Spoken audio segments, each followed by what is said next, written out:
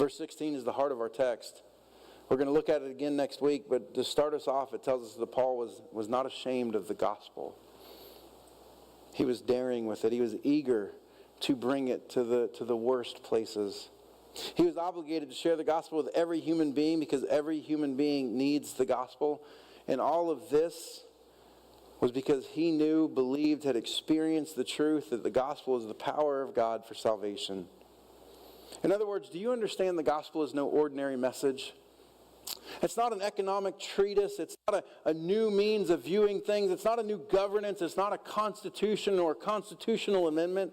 It's unlike any message that's ever existed before or since or ever will exist. It's the power of God for salvation. This message and this message only has the power of God having brought it and indwelling it. The word Paul uses here for power, it's an interesting one. There are several others that denote earthly powers. Things like the power of authority. It's a different word in the Greek. The word here is the word from which we get dynamite. That's the picture, dynamo, dynamite. That's the dunamo is the horrible pronunciation I just gave you for the Greek. But it's the word from which we get dynamite. There is a dynamic, explosive power in the good news of Jesus Christ. That all men are sinners separated from their holy Creator and facing deserved condemnation.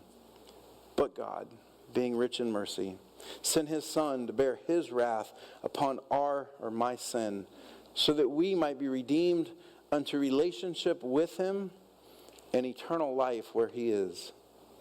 Thus He did at the cross of Jesus Christ. And thus He proved when that same power brought Jesus out from the grave. This is the life-saving, life-changing gospel. And it is able to save all who believe. You don't have to be a Greek or a barbarian to share the gospel with either. Paul was neither.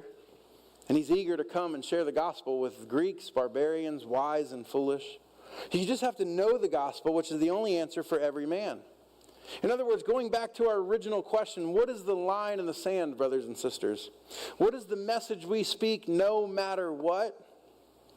What is the message we must share? And woe unto us if we do not share it. There is only one. It is the gospel. Do not be distracted. Do not be confused by all the things going on around us. There is only one message that we've been given, that we are under obligation. There's only one message which has the power of God to the backing of it. That message is the gospel. If you want abortion to no longer be an option for ladies, share the gospel with them.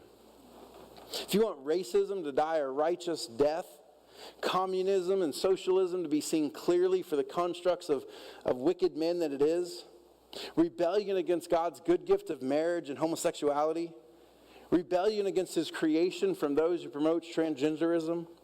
If you want to see those things change, preach the gospel. For it is the power of God for salvation for all who believe. And when you see a heart transformed, the mind and body shall follow after, or else it was not truly transformed. We must not be distracted by all the distractions that are constantly around us.